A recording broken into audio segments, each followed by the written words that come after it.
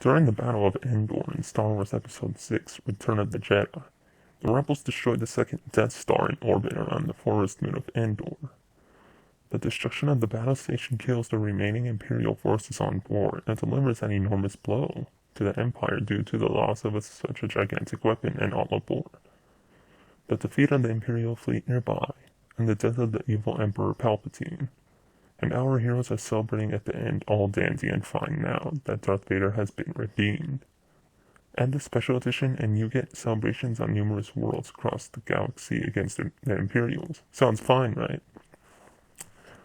Consider that the Death Star 2 is around the size of our moon. When the station erupts in a gigantic fireball, the numerous parts of its frame and inner workings are ejected outward into space at enormous speeds. Also consider that in real life. When a space station that is vastly smaller than the Death Star 2 is destroyed, it creates a cloud of debris that begins to circle the Earth due to being drawn in by the planet's gravity. If the debris collides with satellites, it can cause great damage to them. Imagine all that debris, much of which would be country-sized, falling down onto the forest moon. The gravity field would pull on the wreckage so that it would be shifted towards the moon. The gas giant Endor is directly behind it, the forest moon, and thus cannot pull enough of the debris away.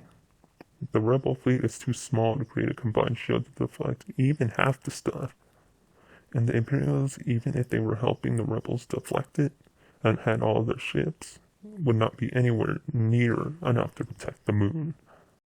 The resulting impacts would practically annihilate the biosphere of the moon.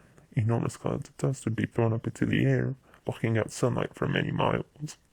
This would be in turn supplemented by the forest fires caused by burning wreckage strikes. The native population of the planet, the Ewoks, would have to be evacuated off the planet if they were to have any chance of surviving this catastrophe. It is doubtful that they would survive.